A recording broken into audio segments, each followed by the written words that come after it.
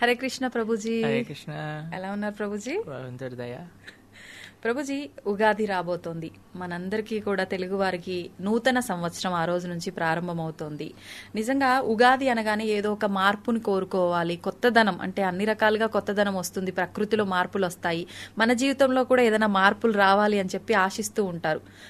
ఎలాంటి మార్పులని మనం ఆహ్వానించాలంటారు? యాక్చువల్గా మీరు చూస్తే కరెక్ట్ న్యూ ఇయర్ చేసుకోవాల్సిన టైం ఏదైనా ఉంటే అది ఉగాది. అవును. ఎందుకు అనంటే పర్యావరణంలో ప్రకృతిలో మార్పులు మనం గమనిస్తూ ఉంటాం అనమాట. మీ ఇంకొక విశేషం చూస్తే సనాతన ధర్మంలో ఒక గొప్పతనం ఉగాది నూతన సంవత్సరంగా మనం చేసుకుంటాం. ఉగాది రోజు అత్యంత ముఖ్యమైన స్పెషాలిటీ ఏంటి? ఉగాది పచ్చడి. ఉగాది పచ్చడి. ఉగాది పచ్చడిలో మీరు చూసారనుకోండి, షడ్రుచోపేతము అని అంటారు. అని అంటే అన్ని రకాల రుచులు అందులో ఉంటాయి. అందులో చేదు కూడా ఉంటుంది, కారం కూడా ఉంటుంది, తీపి కూడా ఉంటుంది, పులుపు కూడా ఉంటుంది. అంతే కదండి? అవును ప్రభుజీ. ఒక పండగ చేసుకోవటం ఎంత గొప్పది అంటే, న్యూ ఇయర్ అని ఒక చెత్త ఫెస్టివల్ ని ఒకటి చేస్తారు అందరు కూడా. ఏం చేస్తారు? రాత్రి దయ్యాల్లాగా లేచుండి పిచ్చి పిచ్చి పనులన్నీ చేసి హ్యాపీగా ఉండాలి, హ్యాపీ న్యూ ఇయర్ అని రాత్రంతా తాగటం తిరగటం ఇదే పని చేస్తారు. ఎందుకు అట? మొత్తం ఇయర్ అంతా హ్యాపీగా ఉండాలి. హ్యాపీనెస్ ఏంటి? తాగటం తిరగటం. ఇలా ఆ ఉత్సవం అనేది ఒకటి చేస్తారు. కానీ ఉగాది ఇచ్చే సందేశం మీరు చూస్తే, జీవితం అనేది హ్యాపీగానే ఉండాలి అని నువ్వు కోరుకోకు. నువ్వు ఎంత కోరుకున్నా అది హ్యాపీగానే ఉండదు. జీవితంలో హ్యాపీ మూమెంట్స్ ఉంటాయి, సాడ్ మూమెంట్స్ ఉంటాయి. అటు తీపి, ఇటు చేదు, ఇటు వగరు, అటు కారం, పులుపు అన్నీ ఉంటాయి. దాన్ని నువ్వు యాక్సెప్ట్ చెయ్యటమే నీకు హ్యాపీనెస్ ఇస్తుంది అని ఎంత మెచ్యూర్ అండర్స్టాండింగ్ మనకి ఉగాది పండగ ఇస్తుంది. అటు ప్రకృతిలో మార్పులు, ఇటు మన జీవనంలో మార్పులు, మన యొక్క వ్యక్తిత్వంలో మార్పులని ప్రేరేపించే ఒక చిన్న విషయం అండి ఉగాది పచ్చడి. మొత్తం సంసారాన్ని తెలిపేస్తూ ఉంటుంది ఆ ఉగాది పచ్చడి. చిన్న పిల్లవాడికి కూడా ఉగాది పచ్చడిలో ఎలా ఉందో నాన్న, అలా కొన్నిసార్లు నీకు మంచి మార్కులు వస్తాయి, కొన్నిసార్లు రాకపోవచ్చు, కొన్నిసార్లు నీకు ఒక కాంపిటీషన్లో గెలవచ్చు, ఒకసారి గెలవకపోవచ్చు, పర్వాలేదు. జీవితం అనేది ఇలా సాగుతుంది. అన్ని కలిసి ఉన్నప్పుడే మనకు ఆనందం వస్తుంది. ఇప్పుడు చూడండి, మనకి చేదు తెలిస్తేనే తీపి రుచి ఇంకా బాగా అర్థమవుతుంది. ఇప్పుడు చూడండి, చాలాసార్లు ఏమంటారు, ఇంట్లో అన్నం పెట్టామనుకోండి, పప్పు చేసావేంటి, కూర చేసావేంటి అని కంప్లైంట్ చేస్తారు. అదే హాస్టల్కి వెళ్ళి వచ్చిన పిల్లలకి ఇంట్లో ఏం పెట్టినా ఏమంటారండి, అమ్మా అమృతంలా ఉందమ్మా, అమృతం అమృతం అంటారు. అవునా కాదు? పిల్లల వరకు ఎందుకు ప్రభుజీ, మేము అవుట్డోర్ వెళ్తేనే ఒక 4 రోజులు ఇంటికి వెళ్ళగానే చక్కగా అన్నం వండుకొని కారం వేసుకొని తిన్నా చాలా అనిపిస్తుంది కదండి. ఎందుకంటే మనం ఆ బాధను ఎక్స్పీరియన్స్ చేశాం కాబట్టి ఆనందం ఇంకా బాగా వస్తుంది. అవును, అంతే కదండి. కాబట్టి ఎవ్వరు కూడా జీవితం మొత్తం ఆనందంగానే ఉండటము అనేది ఎలాంటిదో తెలుసా అండి? రోజు ప్రొద్దున, మధ్యాహ్నం, సాయంత్రం, రాత్రి ఒక 1 నెల రోజులు మీకు గులాబ్ జాములు మాత్రమే పెడితే మీ పరిస్థితి ఏమవుతుంది చెప్పండి? వెగటొచ్చేస్తుంది స్వీట్ అంటే. అంతే కదండి. అంతే. అలానే జీవితం మొత్తం హ్యాపీగానే ఉండాలి, నాకేం బాధ రావద్దు అనుకుంటే అలానే ఉంటుంది అనమాట. సంతోషం యొక్క రుచి కూడా తెలీదు, దాన్ని అనుభవించలేము కూడా. కాబట్టి జీవితంలో అన్నీ అంటే కోరి తెచ్చుకోవాల్సిన అవసరం లేదండి. అది ఆటోమేటిక్ గా వస్తుంది.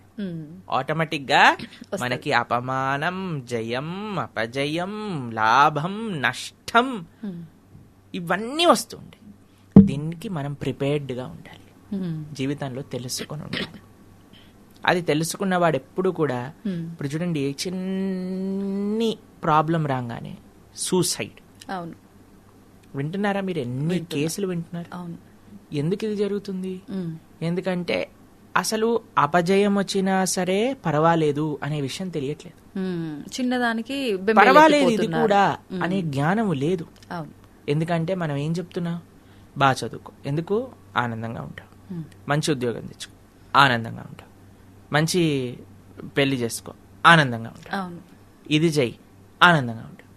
ఆనందమే ప్రముఖంగా పెట్టి జీవనం సాగిస్తున్నాం కాబట్టి. అలా కాకుండా ఆనందం కాదు, ధర్మం ముఖ్యం. ధర్మంగా ఉన్నప్పుడు కొన్నిసార్లు జయం అపజయం రెండూ వస్తాయి, పర్వాలేదు. నువ్వు నీ బెస్ట్ ఇచ్చావా అని నువ్వు ఆలోచించు. ఒక ఇంజనీరింగ్ కాలేజీలో చదివే పిల్ల ఎగ్జామ్లు రాసి నేను సెకండ్ వస్తానేమో అనే భయంతో సూసైడ్ చేసుకున్నదట. అవును, రిజల్ట్ వచ్చాక ఫస్ట్ వచ్చింది. తొందరపాటు నిర్ణయం. ఎందుకు ఇదే వస్తుంది? ఎందుకంటే అసలు ఏంటి తత్వము అని అర్థం కావట్లేదు. అలా కాకుండా మనం పిల్లలకి ఇలాంటి మంచి సనాతన ధర్మంలో ఉండే ఉత్సవాలు, ఇలాంటి విషయాన్ని ఉగాది తర్వాత వచ్చే మనందరికి ప్రీతిపాత్రమైన పండుగ శ్రీరామనవమి. అటువంటి రామచంద్రుడు మూర్తీభవించిన ధర్మం. రామో విగ్రహవాన్ ధర్మ. అటువంటి రామచంద్రమూర్తి తన జీవితంలో ఆచరించి చూపించాడండి. ఎలానో మీకు ఒక విషయం చెప్తాను. ఎప్పుడైతే దశరథ మహారాజు అయ్యా రామ నీకు రాజ్య పట్టాభిషేకం చేస్తున్నాము అని అంటే నవ్వాడట. నవ్విన ముఖాన్ని వర్ణిస్తున్నారు. ఎలా ఉందట రాముడు నవ్విన ముఖము అని అంటే విరుచుకున్న తామర పువ్వు ఎంత అందంగా ఉంటుందో అంత అందంగా ఉందట. మరుసటి రోజే కైకమ్మ నువ్వు నీకు రాజ్యం దక్కదు, భరతుడికి రాజ్యం ఇస్తాను, నువ్వు 14 సంవత్సరాలు అరణ్యవాసానికి వెళ్ళాలి అని చెప్పింది. అప్పుడు కూడా రాముడు నవ్వుతూనే బయటికి వచ్చాడట. ఆయన నవ్వు ఎలా ఉందట చిరునవ్వు అని అంటే కేవలం విరుచుకున్న తామర పువ్వులా కాదు, అప్పుడే విరుచుకున్న తామర పువ్వు ఎంత ఫ్రెష్ గా నిగనిగలాడుతూ ఉంటుందో అంత అందంగా ఉన్నదట రాముడి యొక్క శ్రీముఖం. అంటే మనకి ఏది దొరికినా కొన్నిసార్లు సన్మానం దొరుకుతుంది, కొన్నిసార్లు అపమానానికి గురవుతాం, కొన్నిసార్లు జయం వస్తుంది, కొన్నిసార్లు అపజయం వస్తుంది. వీటన్నిటికీ కూడా సిద్ధముగా ఉండు. తథా మానాపమానయో. కృష్ణుడు భగవద్గీతలు చెప్పారు. ఇప్పుడు ఎండాకాలం, అందరు విరవెళ్ళాడిపోతున్నారు ఎండకి. ఎండాకాలం అయిపోయాక మళ్ళీ వర్షం పడంగానే ఓ రోడ్లన్నీ పోతున్నాయి, వర్షం ఎప్పుడు ఆగిపోతుంది. వర్షాకాలం అయిపోగానే చలికాలం గజగజనిపోతాం.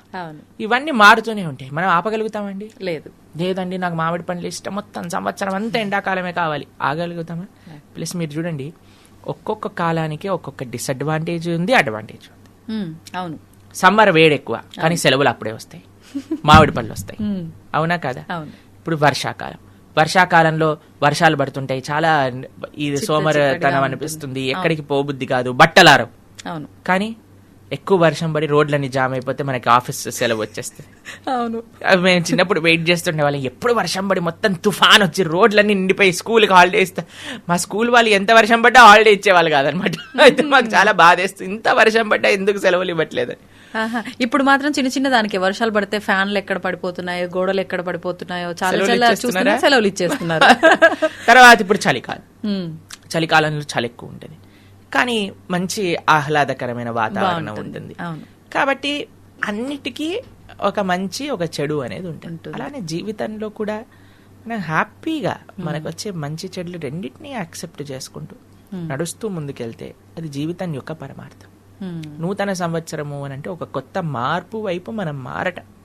కాబట్టి ఉగాది మనం చేసుకోబోతున్న అందరూ కూడా ఒక చైతన్యం వచ్చి హ్యాపీ న్యూ ఇయర్ చెప్పొద్దండి, హ్యాపీ న్యూ ఇయర్ చెప్పొద్దండి, ఉగాది శుభాకాంక్షలే, ఉగాది శుభాకాంక్షలు అని న్యూ ఇయర్ అప్పుడైతే చెప్పారు. కానీ ఉగాదికి ఎంత గొప్పగా వాళ్ళు చేసుకుంటారు, ఎంత గొప్పగా ఇప్పుడు న్యూ ఇయర్ రెజల్యూషన్స్ అంటారు. అవును, అలా ఎంతమంది ఉగాది రెజల్యూషన్స్ తీసుకుంటారో వేచి చూసి ఉండాలి. నిజంగా ఉగాది రెజల్యూషన్ అంటే నిజంగా నాకు ఒక ప్రశ్న అండి. ఉగాదిని కొత్త సంవత్సరం అంటాం కదా, నిజంగా న్యూ ఇయర్ అంత ఎక్సైటెడ్ గా ఉంటామా? అంటే కొత్త సంవత్సరం ప్రారంభం అవుతుంది అనే ఒక భావన మనసు లోపల ఉంటుందా అనేది నాకు ప్రశ్న. అలా నిజంగా ఉంది మీకు అని అంటే మీరు చాలా మంచి వాళ్ళని. అక్కడి నుంచి మీరు ఒకసారి పరిశీలన చేసుకోవాలి.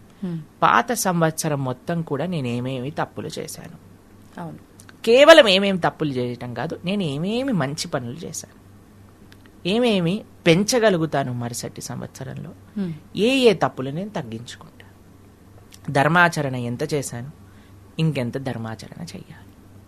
దాంతోపాటు మనం ఏవైతే సంకల్పాలు తీసుకున్నామో ఎక్కడెక్కడ తప్పు చేసి దాన్ని మనం చేయకుండా ఆపేశాము, ఏ కొత్త సంకల్పాలు నేను తీసుకుంటాను, ఎంత ధార్మికంగా ఉన్నాను, ఇంకెంత ధార్మికంగా ఉండాలి. ఇలా ఒకరోజు ఉగాది రోజు కూర్చొని ఒక అరగంట సమయం తీసుకొని వాటన్నిటినీ కూడా చక్కగా మనం ఆలోచన చేసి రాసుకొని, అన్నిటికంటే గొప్ప ఆదర్శమూర్తి ఉత్సవాలు ఉగాదితోటే ప్రారంభమవుతాయి. రామచంద్ర స్వామి వారి యొక్క నవరాత్రులు అంటాం. ఆ రాముడి యొక్క ఆదర్శంగా రామాయణాన్ని ఉగాది మొదలుకొని రామనవమి వరకు రామాయణాన్ని చక్కగా వినగలిగితే మనం ఎంతో గొప్ప గొప్ప మహానుభావులు చెప్పారు రామాయణం తెలుగు. మహాదాసుడు కూడా చిన్నగా ప్రయత్నం చేశారు రామాయణం చెప్పడానికి, ప్రణవానంద దాస్ ఛానల్లో ఉంటుంది. చక్కగా శ్రవణం చేసి ఎంతో మహానుభావులు చెప్పారు. అందరి రామాయణాన్ని చక్కగా శ్రవణం చేసి వాటిని చక్కగా అర్థం చేసుకొని రాముడి యొక్క వైభవాన్ని, రాముడు చూపించిన మార్గంలో నడవడానికి ఒక సంకల్పం మనం ఉగాది రోజు చేసుకోవచ్చు అనమాట. వచ్చే సంవత్సరం మొత్తం కూడా బాగుంటుంది. దానివల్ల మీ అందరికీ కూడా ఈ వచ్చే ఉగాది మంచి ధార్మికమైన చింతనతో నింపాలి. ఆ భగవంతుడి యొక్క పూర్తి కృపా కటాక్షాలు మీ అందరిపైన ఉండాలని మీకు, మీ ప్రేక్షకులందరికీ ఉగాది శుభాకాంక్షలు. Thank you Prabhuji. ప్రభుజీ, మనం చూసాము సునీతా విలియమ్స్ 8 రోజుల కోసం అని చెప్పి స్పేస్కి వెళ్ళి 9 నెలల తర్వాత భూమిపైకి రావటము మనం అందరం కూడా చూసాము. గత 2 రోజుల నుంచి కూడా అదే వార్తలు మనం ఎక్కువగా వింటున్నాము, చూస్తున్నాము. అయితే ప్రతి సోషల్ మీడియాలో కూడా అంటే ఒక్కొక్క ఛానల్లో ఒక్కొక్క రకంగా, మామూలుగా తను ఒక దగ్గరేమో భగవద్గీత పుస్తకం తనతో పాటు తీసుకెళ్ళింది ఆ గ్రంథాన్ని అని చెప్పి, ఇంకొక దగ్గరేమో వినాయకుడి విగ్రహాన్ని తీసుకెళ్ళింది అని చెప్పి మనకు అంటే కనిపిస్తున్నాయి చూసినంత వరకు. మామూలుగా అంటే తను తీసుకెళ్ళింది లేనిది మనం చూడలేదు, చూపించినంత వరకు అయితే ఇది వాస్తవమేమో అనిపిస్తుంది. మామూలుగా ఇప్పుడు వాళ్ళు వెళ్ళింది, వాళ్ళు ఉన్నది, వాళ్ళు చేసేది అంతా కూడా సైన్స్కి సంబంధం ఉన్న విషయం. సైన్స్ అనగానే ఆధ్యాత్మికానికి సంబంధించి నమ్మరు, కొంచెం దూరంగా ఉంటారు, ఇలాంటి ఆలోచనలో మనం ఎక్కువగా ఉంటాము. కానీ ఇది తీసుకెళ్ళింది ఈమె అని తెలియగానే అదేంటి ఇంత సైన్స్ నమ్మే వాళ్ళు, దీన్ని నమ్మని వాళ్ళు ఆవిడ ఇవి తీసుకెళ్లడం ఏంటి? ఇంకొక విషయం, ఇది తీసుకెళ్లటం వల్లే తను ఇన్ని నెలల తర్వాత అయినా కూడా భూమిపైకి ఇంత సురక్షితంగా వచ్చారు అని చెప్పి ఇది ఒక గట్టి నమ్మకంగా కూడా మనందరం తీసుకుంటున్నాం. దాని గురించి మీరేం చెప్తారు ప్రభుజీ? ఇప్పుడు ముందుగా సునీతా విలియమ్స్ గారి యొక్క ధైర్యాన్ని మనం అప్రిషియేట్ చేయాలి. నిజంగానే ఒక మాతృమూర్తి అయ్యుండి ఎంత ధైర్యంగా 9 నెలలు ఆకాశంలో ఉండటం, అలానే ఇన్ని నెలల తర్వాత కిందికి తీసుకొస్తున్నారు. అసలు అది మనకి తెలిసి ఇంకొక గొప్ప వ్యక్తి కల్పన చావ్లా. అవును, ఆవిడ వచ్చేటప్పుడు ఆ స్పేస్ షటిల్ అది ఫైర్ అయిపోతుంది అనమాట. కానీ అది ఎంత ధైర్యం కావాలండి చెప్పండి. ఇద్దరు కలిసి అక్కడికి వెళ్ళి ఇన్ని నెలల పాటు అక్కడి నుంచి ఎన్నో వేల మందికి ప్రేరణ, ఎన్నో వేల మంది మేము వీడియోస్ చూసాం. స్కూళ్ళల్లో ఉండే వాళ్ళందరూ ఫోన్ అక్కడ వీడియో టెలికాన్ఫరెన్స్ ఆవిడని అడుగుతున్నారు అక్కడ జీవనం ఎలా ఉంటుంది ఏంటి అంటే, అక్కడ నుంచి ఎంత ఆనందంగా పిల్లలందరికీ ఇలా వాటర్ తాగుతాం, ఇలా తింటాం, ఇలా ఉంటాం, ఇలా చేస్తాం. అంత ధైర్యం ఉంది ఆవిడికి. అంత ధైర్యంగా వచ్చి ఆ చిరునవ్వు ఎక్కడ కూడా మిస్ అవ్వకుండా వచ్చారు వాళ్ళు. ఆ ధైర్యానికి, వారికి మనోధైర్యానికి, వారికి ఉన్న శక్తికి నిజంగా మనం చేతులెత్తి దండం పెట్టాలి. ఇంకొక విషయం చెప్తాను. ఆవిడే తన వీడియో మాట్లాడుతూ, నేను అంతరిక్షానికి వెళ్ళినప్పుడు మాతో పాటు భగవద్గీతతో పాటు ఉపనిషత్తులు కూడా మేము తీసుకెళ్ళాను. అక్కడ కొద్దిగా సమయం దొరుకుతుంది కాబట్టి దాన్ని అధ్యయనం చేసి I thought it would be nice to reflect upon అని ఆవిడ చెప్పిన వాక్యములు అనమాట. అంటే ఆవిడ యొక్క భావన చూడండి, ఇవి చదివి వాటి గురించి ఆలోచన. భగవద్గీత ఎంత ధైర్యాన్ని నింపింది అర్జునుడి లోపల. ఒక వారియర్, సునీతా విలియమ్స్ గారు కూడా ఒక వారియర్ నిజంగా చెప్పాలంటే. అలాంటి అర్జునుడి లోపల ధైర్యం నింపింది. సునీతా విలియమ్స్ కి ధైర్యాన్ని ఇచ్చింది. ఏపీజే అబ్దుల్ కలాం లాంటి మహానుభావులకి ధైర్యం ఇచ్చింది. తర్వాత ఆల్బర్ట్ ఐన్స్టీన్ లాంటి వారు ప్రేరణ పొందారు. ఎవరికి ప్రపంచంలో గీతని ముట్టుకున్నా వారికి ధైర్యం ఇచ్చే శక్తి భగవద్గీతలో ఉన్నది. ఇది భగవద్గీతనంటేనే ధైర్యం ఇచ్చే ఒక పుస్తకం. ఎవరు గీతని చదివినా సరే వారికి కొండంత ధైర్యం ఉంటుంది. ఎందుకంటే అండి అక్కడ కృష్ణుడే ఉన్నాడు కదా, కృష్ణుడే ఉపదేశం చేసింది కదా. యద్రపాతో ధనుద్ధరః, ఆయన ఉండంగా ఇంకా మనకి ఏం కావాలి చెప్పండి. కృష్ణుడు, అర్జునుడు, భగవంతుడు, భగవద్భక్తులు ఉన్న చోట ధైర్యం ఎందుకు ఉండదండి? తక్కువేమి మనకు రాముడు ఒక్కడుండు వరకు, చక్రధారి అయి మన చెంతనే ఉండగా తక్కువేమి మనకు అని అంటే, అటువంటి అద్భుతమైన తత్వం ఈ ప్రపంచంలో ఎవ్వరూ ఇయ్యలేని ధైర్యం ఆధ్యాత్మిక మార్గం మనకిస్తుంది, ధర్మాచరణ మనకిస్తుంది. మొండితనాన్ని ఇవ్వదండి, ధైర్యాన్ని, ధార్మికమైన ధైర్యాన్ని. ధైర్యంతో పాటు కొండంత వినయాన్ని ఇస్తుంది. ధైర్యం ఒక కొండలా మనకిస్తే అంతే కొండలా వినయాన్ని ఇస్తుందండి, అంతే కొండగా మంచితనాన్ని ఇస్తుంది. అది నిజమైన ధర్మం అండి. అహంకారంతో వేరే మతాలపైన దూషణ చేస్తూ ప్రేరేపాలు పడుతూ వేరే వాళ్ళ శాస్త్రములలో ఉండే గ్రంథములలో ఉండే విషయాలన్నింటినీ వక్రీకరించి చెప్పటం, ఇలాంటివి ఎప్పుడు కూడా మంచి ధర్మం అయితే ఇవ్వదు. అలా చేయడము, ఎదుటివారిని రెచ్చగొట్టడము, ఎన్నో గొడవలకి కారణం, ఇలాంటివి చేయకూడదు. ఇప్పుడు ఒకళ్ళు చేస్తున్నారు అని అంటే ముళ్ళుని ముళ్ళుతోటే తీయాలి అని మన వాళ్ళు కూడా ప్రారంభం చేశారు. మంచి పని, ఎందుకంటే మనం ఎన్ని రోజులని సాధువులుగా ఉంటాం, ఇన్ని రోజులు ఉన్నాం కాబట్టి మనకి ఈ దుస్థితి కలిగినది.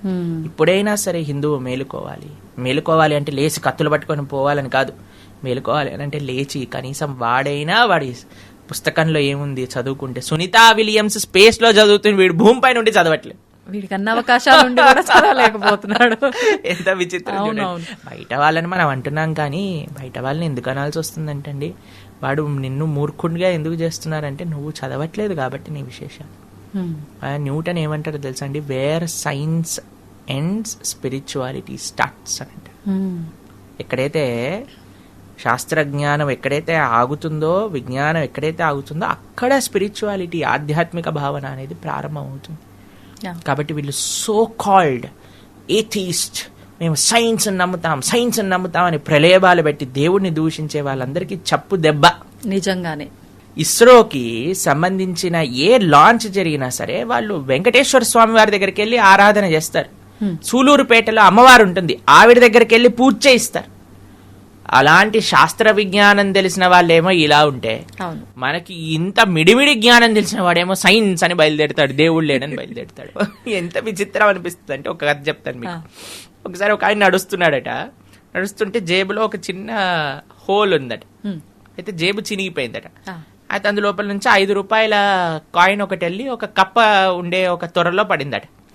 పరంగానే ఆ కప్పకు 5 రూపాయలు వచ్చాయని బయటకు వచ్చి ప్రొద్దున పూట ఏనుగుకి మంచిగా స్నానం చేయించి నామాలు పెట్టి ఏనుగు పైన శ్రీరంగ క్షేత్రంలో కావేరీ తీర్థాన్ని తీసుకెళ్తారనమాట. ఆ కావేరీ తీర్థం పట్టుకొని ఇలా ఇలా ఏనుగు రాజరకంగా నడుచుకుంటూ వెళ్తుంటే ఈ కప్ప బయటకు వచ్చి, ఏ ఇది నా దారి, నా దగ్గరకు వస్తావా అని కప్ప కాలెత్తి ఏనుగును కొడుతుందట.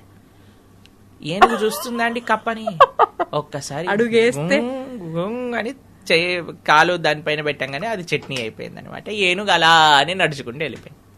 అలా వీళ్ళు మిడిమిడి జ్ఞానంతో అటు సైన్స్ అది ఇది అని, దాంతోపాటు మేము ఆ మతం అలాంటిది, ఈ మతం ఇలాంటిది అని మతోన్మాదులందరూ కూడా బయలుదేరి సనాతన ధర్మం పైన దాడి చేస్తూ ఉన్నారు కదా, వాళ్ళందరూ కూడా ఇలాంటి కప్పల్లాంటి వాళ్ళే.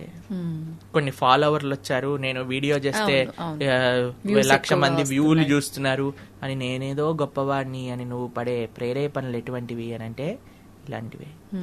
భగవంతుణ్ణి దూషించే వాళ్ళం మనం ఎంతమంది. వేరే వాళ్ళు ఇన్ని లక్షల మందికి ఆరాధ్యమైన భగవంతుణ్ణి మనం దూషిస్తున్నాము, ఆ మాటలు అంటున్నామంటే ఎంత పెద్ద అపరాధం చెప్పండి.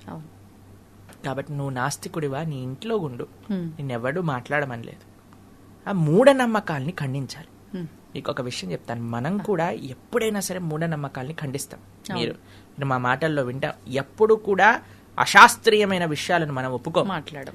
అలా అని ఆధ్యాత్మికతను మన మాటలను కూర్తు, భక్తుల యొక్క ఆరాధ్యమైన భగవంతుని మనం ఏమనకూడదు. మనకి తెలుసు శ్రీనివాస రామానుజన్ ఎంత గొప్ప మ్యాథమెటిషియన్. వారిని ఒకసారి అడిగారు, అయ్యా మీరు ఇంత గొప్పవారు ఎలా అయ్యారు, మీకు ఇంత కాంప్లికేటెడ్ సొల్యూషన్స్ కూడా ఎలా వస్తున్నాయి అంటే వారు ఏమని చెప్పారు తెలుసా, నామగిరి అని ఒక ప్రదేశం ఉంది తమిళనాడులో, నామగిరి తాయారు అంటే అక్కడ ఉండే లక్ష్మీదేవి నాకు సొల్యూషన్స్ చెప్తుంది.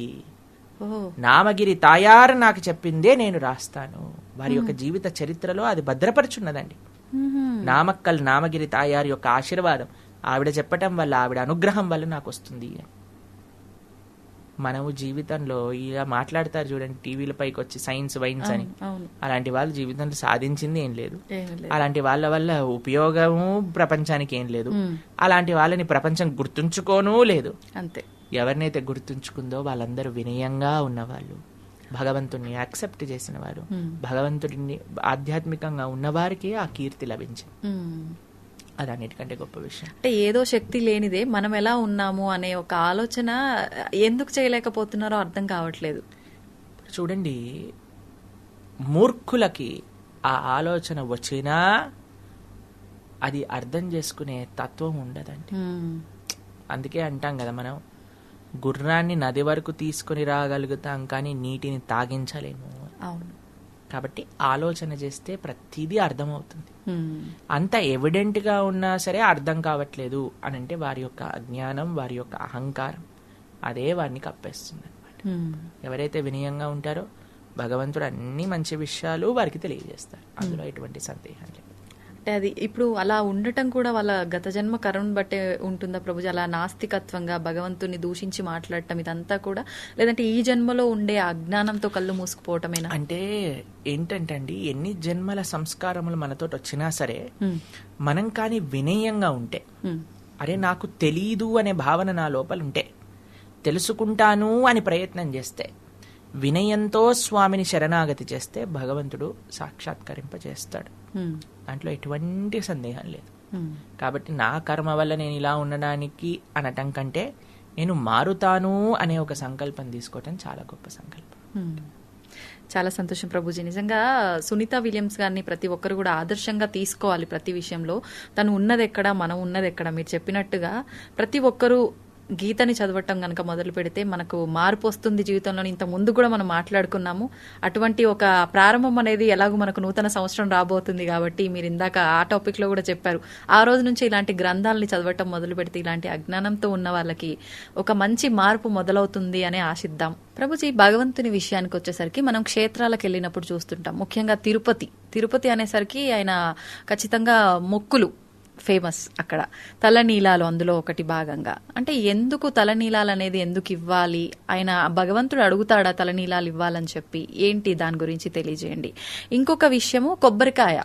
ఖచ్చితంగా మనం భగవంతుడు, ఆధ్యాత్మికత, పూజలు అనగానే ఫస్ట్ మనందరికీ గుర్తొచ్చేది కొబ్బరికాయ కొట్టాలి అని చెప్పి. అసలు ఎందుకు కొట్టాలి కొబ్బరికాయని అని చెప్పి? రెండు మంచి ప్రశ్నలు అడిగారు మీరు. కొంతమంది సినిమాలో వాళ్ళు కూడా మనల్ని ఎగతాళి చేస్తారనమాట, భగవంతుడు నీ డాండ్రఫ్ జుట్టుని ఏం చేసుకుంటాడు అని. యాక్చువల్గా వీళ్ళు అంటే వాళ్ళు అంటే మూర్ఖులు, తత్వం తెలియని వాళ్ళు అనమాట. ఎందుకు మనకి ఈ రోజు ఇలా మాట్లాడాల్సి వస్తుందంటే, ఏ ధర్మం పైన కూడా వీళ్ళు ఇలా కామెడీ చేసి మాట్లాడే అంత ధైర్యం లేదండి, కేవలం సనాతన ధర్మం పైన. ఎందుకు అని అంటే హిందువు చాలా తేలిగ్గా, ఎందుకంటే హిందువుకి వాటి ధర్మం అంటే ఏంటో తెలియదు, మర్చిపోయాడు కాబట్టి. కానీ మనం మన ధర్మం యొక్క విశిష్టత ఎవరైనా అడిగారు అనుకోండి, నీ డాండ్రఫ్ జుట్టు దేవుడికి ఎందుకు ఇస్తున్నావు అంటే మనం ఏం సమాధానం చెప్తామో తెలియాలి కదండి. అవును, జుట్టుని ఎందుకు ఇస్తున్నావు, కొబ్బరికాయ ఎందుకు కొడుతున్నావు, ఎందుకు మన ధర్మం ఇది ఎందుకు ప్రమోట్ చేసింది, ఒకసారి ఆలోచన చేద్దాం. ఇప్పుడు చూడండి, జుట్టు విషయానికి వచ్చేసరికి ఎక్కడున్నా సరే జుట్టు ఉందనుకోండి, ఒకలైతే నేను చూసాను బైక్ దిగక ముందు ఒక చిన్న దువ్వెన పెట్టుకొని దువ్వెన తీసి తూకుంటున్నాడు అనమాట. ఎందుకంటే ఏది ఉన్నా సరే ఆ హెయిర్ స్టైల్ అనేది అన్నిటికంటే ముఖ్యం అనమాట. ఎక్కడైనా విండో చూపిస్తాను వెంటనే సరి చేసుకుంటూ నించుంటారనమాట. అనిపించిందంటే జుట్టు సరి చేయాలి, ఎలా ఉన్నామో చూసుకోవాలి, అంతే కదండి. అంతే. ఇప్పుడు ఒక వ్యక్తి అట, వాడికి గుండుగాడట, మొత్తం బట్టతల, ఇక్కడ రెండు జుట్టు, ఇక్కడ 2 కేశాలు అలా ఉన్నాయట. ఒక వ్యక్తి ఆయన దగ్గరికి వెళ్ళి, అబ్బా అసలు ఏంటి నీ కేశ సౌందర్యం అనగానే చాలా ఆనందపడి ఒక బస్తా బియ్యం ఇచ్చేసాడట ఆయనకి. అయితే సరే అని బస్తా బియ్యం పట్టుకొని నడుచుకుంటూ వెళ్తున్నాడట.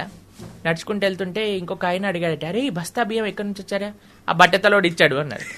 సరే నేను అక్కడికి వెళ్ళాడట, వెళ్ళి చెప్పాడట, నువ్వు బస్తా బియ్యం ఇచ్చావు కదా, వాడు నిన్ను బట్టతలోడు అంటున్నాడు అనగానే ఒక గుర్రం పైన వీడు బయలుదేరాడట, పరిగెత్తుకుంటూ వీని దగ్గరకు వచ్చేసరికి, ఏంట్రా నన్ను బట్టతలోడు అంటావా అంటే ఈయన చూసాడట, వీడు వెళ్ళి చెప్పుంటాడని, మెల్లగా మీరంతా ఫాస్ట్ గా రాకండి, మీ జుట్టంతా ఎగిరిపోతుంటే ఇలా అలల్లా కనిపిస్తుంది, ఎంత సుందరం అనగానే వాడు వచ్చిన గుర్రం కూడా వీడికి ఇచ్చేసాడట. పొంగిపోతున్నాడా? పొగడతలకి పొంగిపోతున్నా. అలాంటి వాళ్ళమే మనందరం కూడా. ఓకే, మనకి కొద్దిగా పొంగంగా ఉబ్బని బెలూన్ లా ఉబ్బిపోతాం అనమాట. ఇంత ఇంత చేయంగానే మన ఆకాశంలో పట్టుకొని కిందికి దింపాల్సి వస్తుంది. అంతేనా కాదా చెప్పండి. అంతే. దేనికి గొప్పతనం? కేశ సౌందర్యం. అసలు ఏం హెయిర్ స్టైల్ రా అనగానే మనం గుడుగుడు అయిపోతాం. మాకే ఆ ప్రాబ్లం ఏం లేదు, ఓన్లీ వన్ హెయిర్ స్టైల్. అయితే కేశములను ఇవ్వటము అని అంటే సెల్ఫ్ కాన్షియస్నెస్. బాగున్నామా లేదా, చుట్టూ ఎగిరిపోయిందా లేదా, దాన్ని మా చిన్నప్పుడు ఇది వచ్చేది జెల్ అని వచ్చేది అనమాట. ఆ జెల్ తీసి జెల్ కి రాసుకొని ఇలా ఇలా హెయిర్ డ్రెస్సింగ్ చేసుకొని అలా పిచ్చి జనాలందరూ చూస్తే మాకైతే ఎంత బాధ వేసేది. అసలు ఏం చేస్తున్నారా వీళ్ళు, డబ్బులు ఖర్చు పెట్టడం ఏంటి, మేమైతే బ్లేడ్ తీసుకొని గురుగురు అనుకుంటాను, 2 రోజులకు ఒకసారి అయిపోద్ది మా పని అంతే. కానీ పిచ్చి ఎందుకోసం? నేను బాగుండాలి, నేను బాగా కనిపించాలి, నేను నేను నాది, నేను నేను నాది నాది, దీంట్లోనే మనిషిపోతుంది. కానీ ఎప్పుడైతే మనం భగవంతుడికి మన తలనీలాలు సమర్పణ చేస్తున్నామా, అయ్యా నేను ఇంత పొజెసివ్ సెల్ఫ్ కాన్షియస్ కాకుండా నీ గురించి ఆలోచన చేసే సమయం ఇవ్వాలి. ఆ యొక్క మన దగ్గర ఉండే ఆ భావన ఏదైతే ఉందో దాన్ని భగవంతుడికి సమర్పణ చేస్తున్నాం అన్నమాట. అది ఒక భావనతో మనం చేసే పని. ఆ భావన లేకుండా చేస్తే అది వేస్ట్ అండి. ఆ భావనతో కలిపి చెయ్యాలి. ఒకడంటాడు, ఈ మధ్య వీడియోలో చూసాను అనమాట, మనకి సనాతన ధర్మంలో ఎప్పుడు గుండు చేయించుకున్నా సరే శిఖ పెట్టుకొని చేయించుకోవాలండి.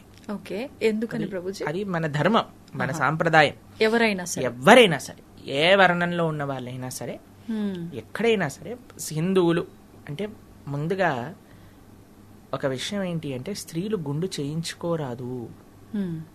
స్త్రీలు గుండు చేయించుకోరాదు, పురుషులు చేయించుకోవాలి. చేయించుకున్నప్పుడు మనం శిఖ పెట్టుకోవాలన్నమాట.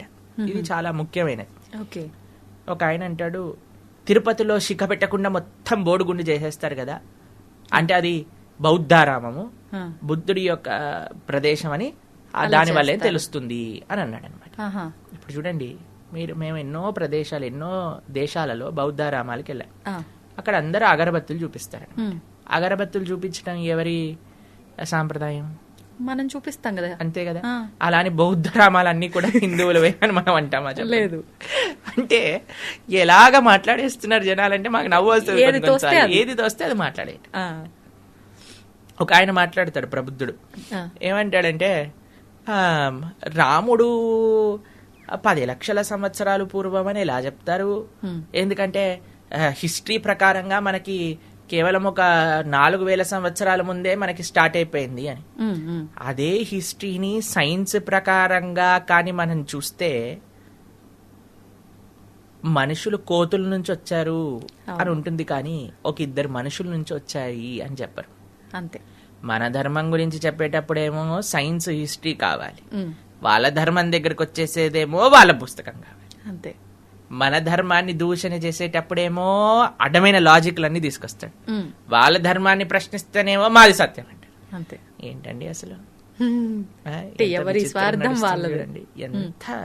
ఎంత మోసం, ఎంత స్వార్థం, అసలు ఎన్ని రకరకాలుగా సనాతన ధర్మాన్ని. కానీ మీకు ఒక విషయం తెలుసా అండి, వీళ్ళు ఏమీ చేయలేరు మన ధర్మాన్ని. ఎందుకో తెలుసా అండి, ఎప్పటి వరకైతే 1000 సంవత్సరాల నుంచి భారతదేశాన్ని అన్యమతస్థులు పాలిస్తూ ఉన్నారు, అయినా ఈ భారతదేశంలో అందరికంటే ఎక్కువ ఉన్నది సనాతన ధర్మానికి చెందిన వాళ్ళే. అవునా కదా? 1000 సంవత్సరాలైనా సరే మనం బాగున్నాం, 1,00,000 సంవత్సరాలైనా సరే మనం బాగుంటాం.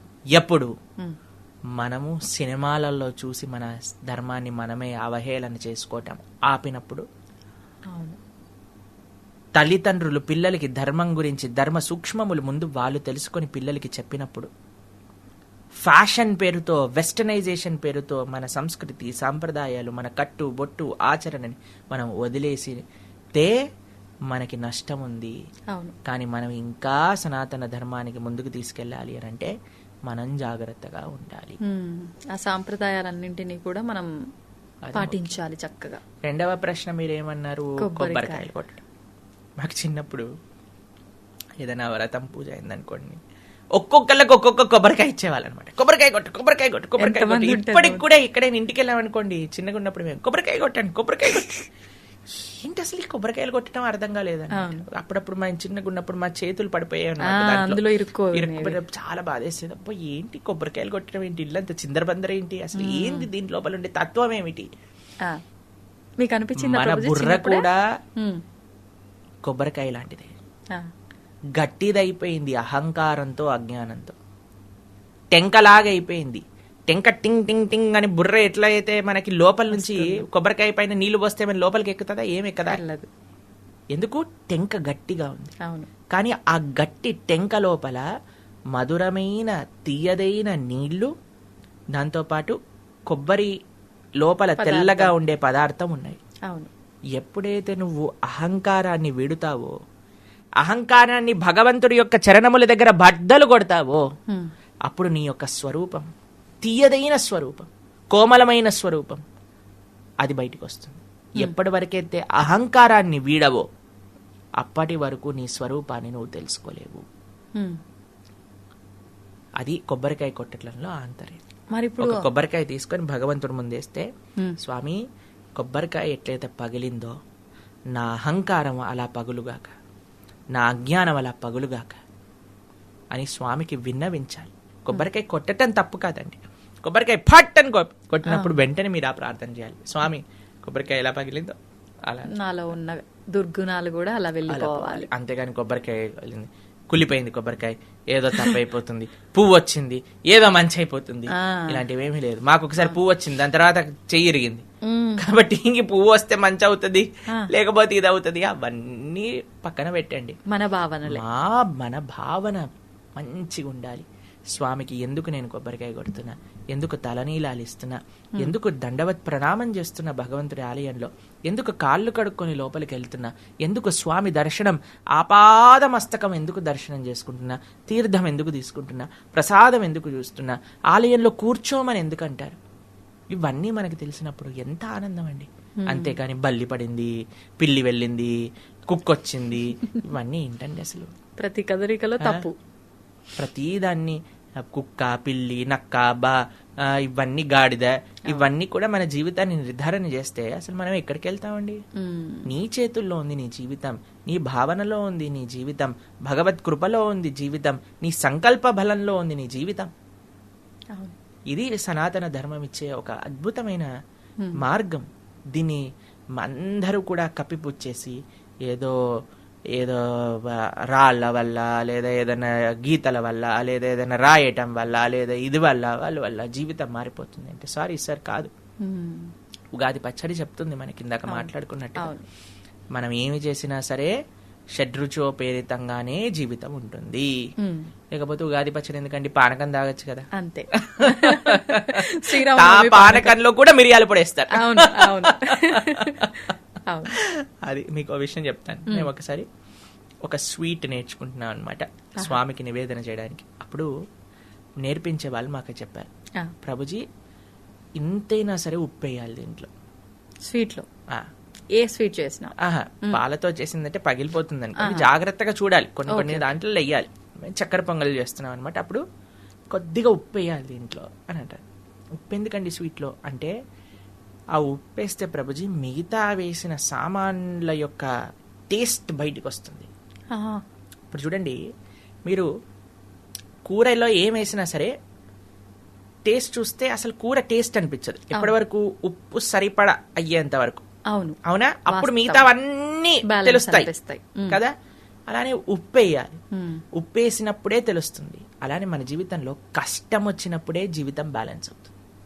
సూపర్. కష్టం వచ్చినప్పుడే జీవితం బ్యాలెన్స్ అవుతుంది. ఆ కష్టం వచ్చినప్పుడు కుంగిపోరాదు, ధైర్యంతో నిలబడాలి. అది సనాతన ధర్మం. హరే కృష్ణ. ప్రభుజీ, డౌట్, ఇప్పుడు ఈ కొబ్బరికాయ కొడితే ఇంత అర్థం ఉంది, అయితే ఈ అర్థం తెలిసి కొడుతున్నారో ఎందుకు కొడుతున్నారో కానీ కొట్టడం అయితే ప్రారంభించారు, అది అలా కొనసాగుతుంది. క్షేత్రాలకు వెళ్ళినప్పుడు అది భగవంతుడి దగ్గర నివేదన చేయడానికి వీలు అవ్వట్లేదు అన్నప్పుడు అసలు ఈ కొబ్బరికాయ కొట్టడం ఎందుకు, కొట్టడం మానేద్దాము, అదేదో ఆ 20 30 ఆ కొబ్బరికాయకు పెట్టే పైసలు ఆ హుండీలో వేస్తే సరిపోద్ది, ఇలా చాలా మంది ఆలోచిస్తున్నారు. దీని గురించి ఏం చెప్తారు? బ్రహ్మాండంగా కొబ్బరికాయ కొట్టండి, మనసులో స్వామికి నివేదన చేయండి. ఒక తులసి పెట్టి స్వామికి, అయ్యా నేను ఇక్కడ నుంచే నివేదన చేస్తున్నాను. మీకు ఒక విషయం తెలుసా, దాస్యాబౌరి అని ఒక భక్తుడు ఉన్నాడు. ఆయన వాళ్ళ ఇంట్లో కాసిన కొబ్బరి కొబ్బరి బోండాలని జగన్నాథుడికి పంపించారనమాట. ఆహా. అయితే జగన్నాథుడికి పంపిస్తే ఆయన పాపం మర్చిపోయాడు పంపించిన ఆయన. లోపలికి వెళ్ళి దర్శనం చేసుకుని బయటకు వచ్చేసాడు. మళ్ళీ లోపలికి ఎవరు వెళ్తారులే, ధ్వజస్తంభం నుంచి ఇలా చూపించాడు. జగన్నాథుడు మూల ఆలయంలో నుంచి చెయ్యి బయటికి వచ్చి ధ్వజస్తంభం దగ్గర ఉన్న కొబ్బరికాయ తీసుకొని లోపలికి వెళ్ళిపోయాడు అనమాట. కాబట్టి మీరు ఎక్కడున్నారు, స్వామి అర్చకులు నివేదన చేశారా లేదా మర్చిపోండి. మీరు మంచి భావనతో, స్వామి నీ కోసం ఈ కొబ్బరికాయ తెచ్చాను, నా కొబ్బరి టెంక కాదు మనకు స్వామికి ఇచ్చింది, లోపల ఉండే ఆ కొబ్బరి అది మన మనస్సు, పైన ఉండే టెంక లాంటిది అది మన అహంకారం. ఈ అహంకారాన్ని వీడ్చే స్వామి నా మనసును నువ్వు స్వీకరించు అని మనస్ఫూర్తిగా స్వామికి నివేదన చేసి మనసులో చక్కగా ఆ కొబ్బరికాయని టక్ టక్ కొట్టుకొని తింటూ ఉండండి. స్వామి యొక్క దర్శనం ఎలా అయింది అని ఆలోచిస్తూ ఉండండి. దానికంటే గొప్ప భావన ఆయన తీసుకున్న ప్రసాదాన్ని మనం తీసుకోవడము. సంతోషం ప్రభుజీ, చాలా చక్కగా వివరించారు. నిజంగా ఈ విషయంలో అంటే ప్రతి నిత్యం జరిగే ఈ రొటీన్ విషయాలైనా కూడా చాలా మందిలో డౌట్స్ ఉంటాయి, అవన్నీ కూడా చాలా చక్కగా క్లియర్ చేశారు. హరే కృష్ణ.